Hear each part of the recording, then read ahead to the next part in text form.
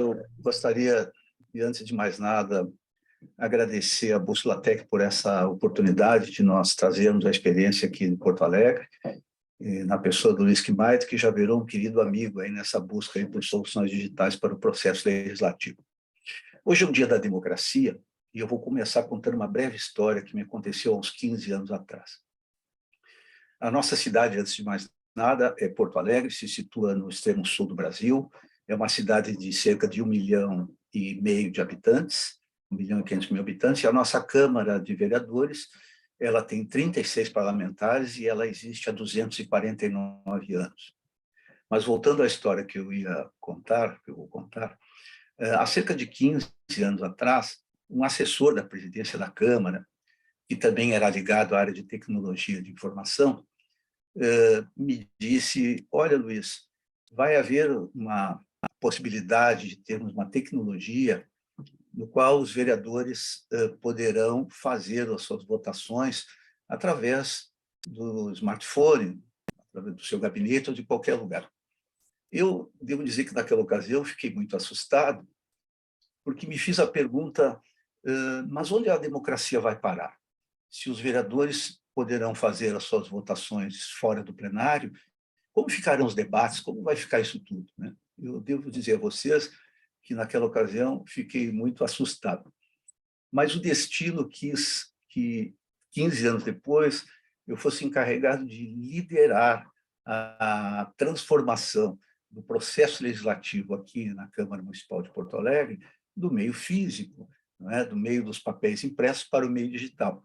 E eu digo para vocês hoje, com toda a tranquilidade, que a experiência que nós estamos tendo, ela não só não afetou a democracia, como, inclusive, reforça a possibilidade de que mais pessoas tenham acesso às sessões da Câmara para tomar conhecimento dos debates e dos projetos. E que, no que diz respeito ao debate entre os vereadores, a utilização concomitantemente de ferramentas do processo legislativo, como ferramentas de plataforma digital, manteve o debate aberto, limpo e perfeitamente adequado. Bom, a nossa Câmara, originalmente, nós publicávamos, e ainda fazemos isso, né, peças dos processos legislativos no site de internet da Câmara, né? Então, publicamos lá os projetos, publicamos emendas, substitutivos, pareceres das comissões e também o resultado das votações, a redação final dos projetos já aprovados e com as eventuais emendas incorporadas, e também, no final, caso sancionada, a lei decorrente disso, né? Com o advento com a questão da pandemia, obviamente, né, creio que isso todo mundo sofreu isso, os legislativos sofreram isso, né, houve a imposição, então, de adoção dessas ferramentas, né, para que o processo legislativo pudesse continuar. Nós mesmos, aqui em Porto Alegre, tínhamos a necessidade, o senhor prefeito municipal precisava que a Câmara aprovasse medidas para evitar a expansão da pandemia, né, medidas de combate aí à proliferação do vírus, né? E aí nós tivemos que rapidamente adotar soluções que permitissem que, à distância, né, os parlamentares pudessem não apenas votar os projetos, como também debater as matérias que eram necessárias. Bom, aí nós utilizamos, tivemos um primeiro problema, que é um problema que depois eu vou, no curso da minha conversa, eu vou voltar a ele, né, um problema de utilização de uma ferramenta, de encontrar uma ferramenta que permitisse que o processo legislativo ele pudesse se dar pelo meio digital, né?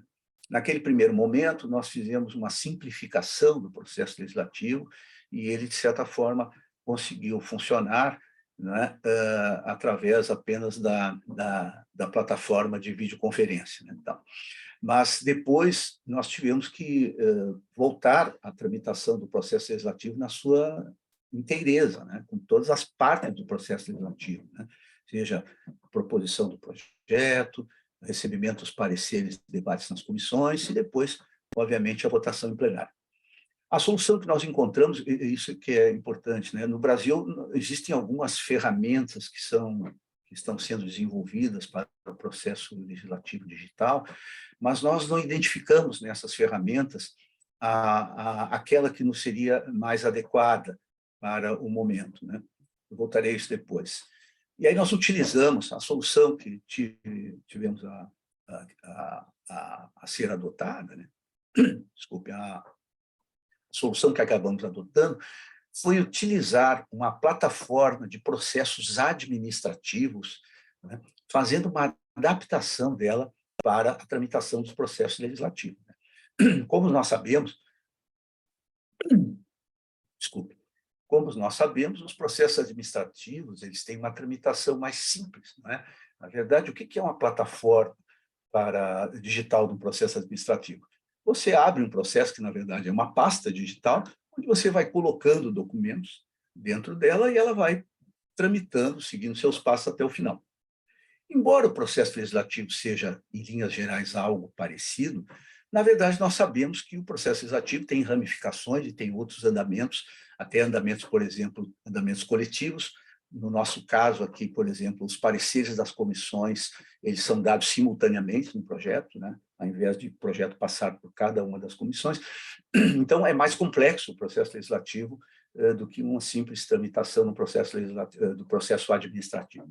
Mas, enfim, a plataforma é uma plataforma bastante utilizada em todo o Brasil, é utilizada no governo federal, utilizada em universidades, que é o sistema eletrônico de informações, e nós fizemos uma adaptação, não é?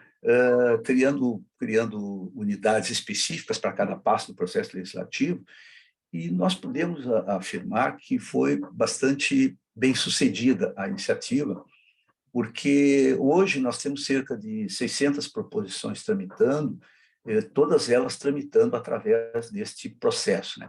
Mas como é que isso se deu? A primeira dificuldade que nós temos, né, tivemos que enfrentar, né, são as questões culturais. Na verdade, como eu disse ao início, né, a nossa Câmara tem 249 anos e, obviamente, o processo legislativo ao longo desses 2 séculos e meio aí se modificou. Mas, de certa forma, havia a cultura do papel impresso, né?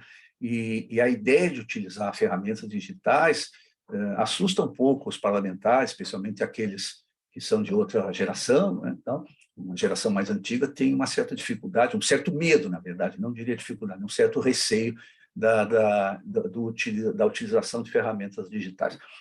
Mas, através de um trabalho paciente de treinamento, não só dos parlamentares, mas também dos assessores, nós tivemos assim uma boa retomada da atividade da Câmara.